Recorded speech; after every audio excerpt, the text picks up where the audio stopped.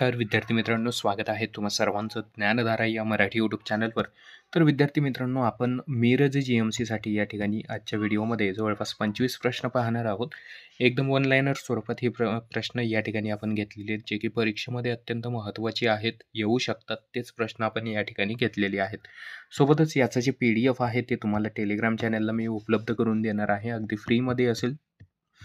त्यासाठी तुम्हाला Telegram channel join करायचे लिंक तुम्हाला डिस्क्रिप्शन बॉक्समध्ये मिळून जाईल.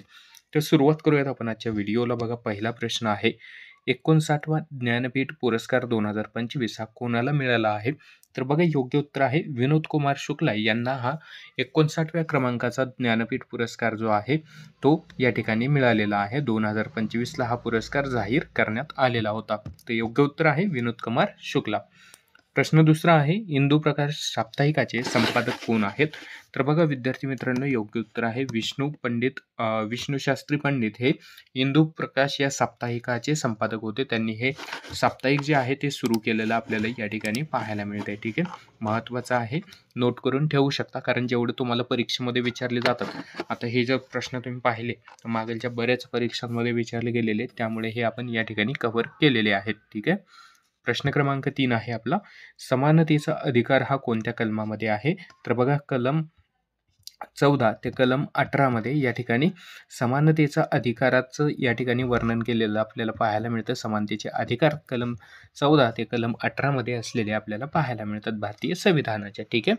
त्याच्यानंतर बघा, प्रश्न 4 आहे, कोकण या प्रादेशिक विभागामध्ये किती जिल्ह्यांचा समावेश होतो? महत्त्वाचं आहे, कोकण किनारपट्टी ज्याला आपण म्हणतो, किंवा कोकणातील सर्व जिल्ह्यांना जर बघितलं आपण तर समुद्रकिनारा या ठिकाणी लाभलेला आपल्याला पाहायला मिळतं. मग कोणता समुद्रकिनारा आहे? तर अरबी समुद्र या ठिकाणी संपूर्ण कोकणाला या ठिकाणी लागलेला आहे. मग याच कोकणामध्ये किती जिल्ह्यांचा समावेश होतो?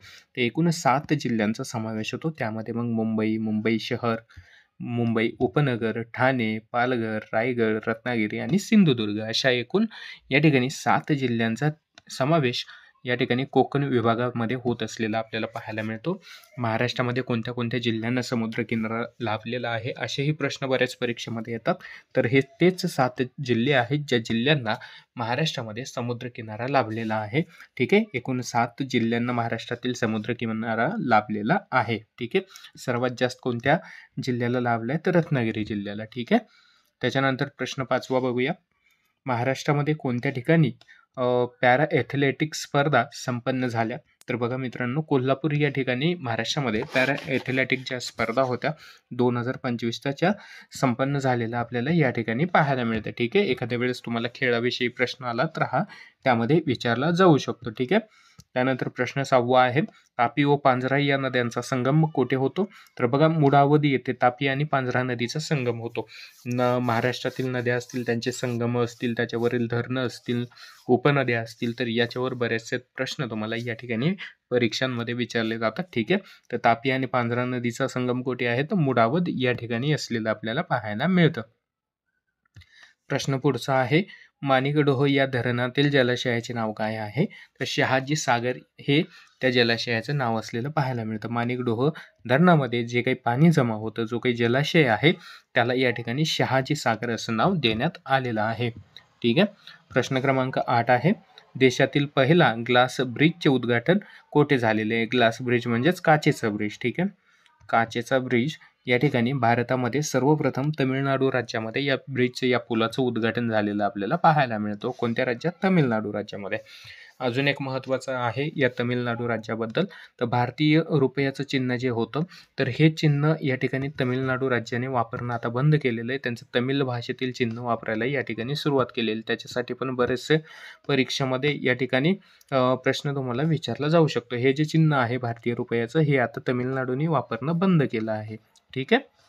प्रश्न पुढचा आहे, 9व्या क्रमांकाचा प्रश्न आहे, माझा प्रवास हे मराठीतील पहिले प्रवास वर्णन लिहिणारे गोडसे भटजी कोणत्या जिल्ह्यातील आहेत?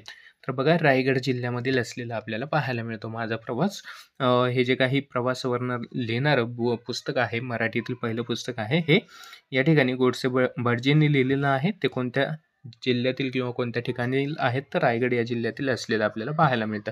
याच माझा प्रवास याच्यावरून अजून एक आठवलं, की एस-टी महामंडळकडून नुकतंच एक या ठिकाणी ॲप्लिकेशन लॉन्च करण्यात आलं आहे प्रवाशांच्या सोयीसाठी. ज्यामध्ये या ठिकाणी एस-टीचं लाईव्ह लोकेशन असेल, बस कुठे आहे, त्यानंतर टाईम टेबल असेल, शेड्यूल असेल, तर ह्या सगळ्या गोष्टी एस-टीकडून त्या ॲप्लिकेशनद्वारे तुम्ही पाहू शकता. त्याच्यासाठी एक ॲप लॉन्च करण्यात आलेलं आहे. त्या ॲपचं नाव काय आहे तुम्हाला माहिती असेल तर कमेंटमध्ये सांगायचं, ठीक आहे. किंवा चालू घडामोडीची जी आपली सिरीज आहे त्याच्यामध्ये आपण ह्या गोष्टी कव्हर केलेल्याच आहेत. त्याच्यानंतर बघा प्रश्न क्रमांक 10 आहे आपला. मेळघाट हा व्याघ्र प्रकल्प कोणत्या डोंगर रांगावर पसरलेला आहे? तर बघा योग्य उत्तर आहे सातपुडा या ठिकाणी डोंगर रांगावर पसरलेला हा मेळघाट व्याघ्र प्रकल्प आपल्याला पाहायला मिळतो. मग हा कोणत्या जिल्ह्यामध्ये आहे? व्याघ्र प्रकल्प किती आहेत महाराष्ट्रातील? सर्वात मोठा कोणता आहे? या सगळ्या गोष्टी तुम्हाला परीक्षांमध्ये विचारल्या जातात. त्याच्यानंतर चंद्रपूरमध्ये बघितलं तर ताडोबा व्याघ्र प्रकल्प आहे, ठीक आहे. याच्यावर बरेचसे प्रश्न विचारले जातात. त्यानंतर पेंच व्याघ्र प्रकल्प आहे, जो की नागपूर या ठिकाणी आहे. आणि मेळघाट हा कोणत्या ठिकाणी आहे कमेंटमध्ये सांगा, ठीक आहे. कोणत्या ठिकाणी आहे मेळघाट व्याघ्र प्रकल्प कमेंटमध्ये सांगायचे तुम्हाला. प्रश्न पुढचा आहे, तेलंगणा या राज्याची निर्मिती कोणत्या वर्षी झालेली आहे? तर बघा 2014 मध्ये तेलंगणा या राज्याची निर्मिती या ठिकाणी झालेली आहे. कोणत्या राज्याच्या विभाजनातून या राज्याची निर्मिती झाली? तर आंध्र प्रदेश या राज्याच्या विभाजनातून या ठिकाणी तेलंगणा या राज्याची निर्मिती झालेली आहे. मागील काही वर्षे जर बघितलं तर आंध्र प्रदेश असेल आणि तेलंगणा या दोन्ही राज्यांची संयुक्त राजधानी होती हैदराबाद, ठीक आहे, हैदराबाद. आणि आता जर पाहिलं तर आंध्र प्रदेशची या ठिकाणी नवीन राजधानीचं काम चालू आहे सध्या, अमरावती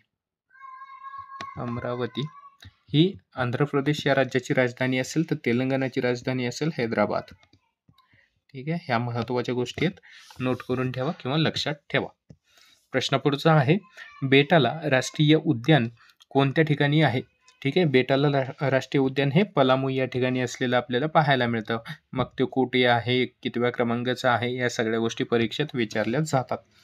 प्रश्न क्रमांक पुढचा बघणार आहोत. 13वा प्रश्न आहे, पानिपतचे तिसरे युद्ध कधी झाले आहे? तर बघा 14 जानेवारी या ठिकाणी 1761 मध्ये पानिपतचं हे तिसरे युद्ध झालं होतं. कोणाकोणात झालं होतं? ते इंग्रज आणि मराठा या दोघांमध्ये हे युद्ध झालं होतं. याच्यामध्ये विजयी कोण होतं? तर इंग्रज हे विजयी ठरलेले होते पानिपतच्या युद्धामध्ये, ठीक आहे.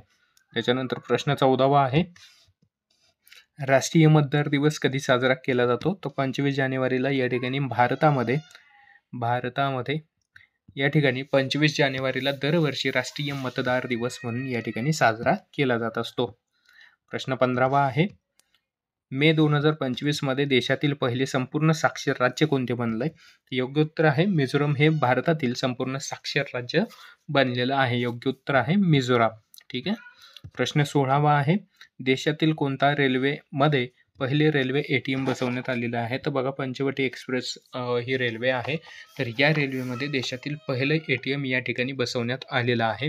पहिलं ATM असणारे रेल्वे म्हणून याच्याकडे पाहिलं जातं. कोणती गाडी आहे? पंचवटी एक्सप्रेस. कोणत्या बँकेचं ATM आहे? तर महाराष्ट्र बँकेचं या ठिकाणी या रेल्वेमध्ये ATM सेवा सुरू करण्यात आलेली आहे, ठीक आहे. त्याच्यानंतर प्रश्न 17वा आहे, कोणत्या कंपनीने अलीकडेच भारतातील पहिले सोने वितळणारे ATM सादर केले आहे? तर बघा गोल्ड कॉइन प्रायव्हेट लिमिटेडने या ठिकाणी भारतातील पहिलं सोनं वितळणारे ATM लॉन्च केलेलं आहे, ठीक आहे. हे पण माहिती असू द्या. हैदराबाद येथील ही संस्था आहे, ठीक आहे, गोल्ड कॉइन प्रायव्हेट लिमिटेड. प्रश्न 18वा आहे, अलीकडेच कोणते राज्य 10वीच्या सर्व विद्यार्थ्यांसाठी रोबोटिक्स शिक्षण अनिवार्य करणारे देशातील पहिले राज्य बनले? तर केरळ राज्यामध्ये सध्या विद्यार्थ्यांसाठी रोबोटिक्स शिक्षण हे कंपल्सरी करण्यात आलेलं आहे, सक्तीचं करण्यात आलेलं आहे, ठीक आहे. केरळ हे पहिलं राज्य ठरलेलं आहे ज्या ठिकाणी रोबोटिक्स शिक्षण अनिवार्य करण्यात आलेलं आहे. प्रश्न 19वा आहे, मुद्रा राक्षस या ग्रंथाचे लेखक कोण आहेत? तर बघा विशाखा दत्त हे मुद्रा राक्षस या ग्रंथाचे लेखक आहेत. प्रश्न 20 आहे, भारतातील पहिली AI आधारित real time forest alert system सुरू करणारे देशातील पहिले राज्य कोणते बनले? तर योग्य उत्तर आहे मध्य प्रदेश हे राज्य पहिलं राज्य या ठिकाणी ठरलेलं आहे. प्रश्न क्रमांक 21 आहे, जगातील पहिल्या AI मुलाचा जन्म कुठे झाला? तर मेक्सिको या ठिकाणी या ठिकाणी जगातील पहिल्या AI मुलाचा जन्म झालेला आहे. प्रश्न 22वा आहे, भारतातील पहिले AI विद्यापीठ कुठे बांधले जाणार आहे? महाराष्ट्रामध्ये मुंबई या ठिकाणी पहिलं AI सेंटर या ठिकाणी AI विद्यापीठ बांधलं जाणार आहे 2026 या वर्षीपर्यंत. ठीक आहे. प्रश्न 23वा आहे, भारतातील पहिले जागतिक शांतता केंद्र कुठे बांधले गेले आहे? तर गुरुग्राम या ठिकाणी भारतातील पहिलं जागतिक शांतता केंद्र बांधलं गेलेलं आहे किंवा उभारलेलं आहे. प्रश्न 24वा आहे, जगातील पहिले 3D प्रिंटर रेल्वे स्टेशन कोणत्या देशाने बांधले? ते योग्य उत्तर आहे जपान या देशाने. त्याच्यानंतर शेवटचा प्रश्न आहे आपला, भारतातील पहिला चित्त आंतरराज्यीय कॉरिडॉर चित्ता आंतरराज्यीय कॉरिडॉर कोणत्या 2 राज्यादरम्यान बांधला जात आहे? तर बघा, राजस्थान आणि मध्य प्रदेश या 2 राज्यादरम्यान चित्ता आंतरराज्यीय कॉरिडॉर जो आहे तो बांधला जात आहे, उभारला जात आहे. ठीक आहे. हे होते आजचे आपले 25 महत्त्वाचे प्रश्न जे की तुम्हाला परीक्षेमध्ये विचारले जाऊ शकतात. याचं PDF मिळवण्यासाठी तुम्हाला टेलिग्राम चॅनल या ठिकाणी जॉईन करायचं. लिंक तुम्हाला डिस्क्रिप्शन बॉक्समध्ये दिलेली आहे. तर जे पण विद्यार्थी तुमचे मित्र आहेत की या भरतीची या ठिकाणी स्पर्धा परीक्षांची तयारी करतात, तर त्यांच्यापर्यंत व्हिडिओ शेअर करा. सबस्क्राईब करायला विसरू नका. चॅनलवर नवीन आला असाल तर भरतीविषयक महत्त्वाची माहिती आणि छोटी छोटी अपडेट आपण चॅनलच्या माध्यमातून तुमच्यापर्यंत पोहोचवत असतो. आणि व्हिडिओमधील माहिती आवडली असेल तर नक्की लाईक करून घ्या, जेणेकरून अजून व्हिडिओ बनवण्यासाठी आम्हालाही मदत मिळते. भेटूया पुढच्या व्हिडिओमध्ये. तोपर्यंत सर्वांना धन्यवाद. जय हिंद, जय महाराष्ट्र.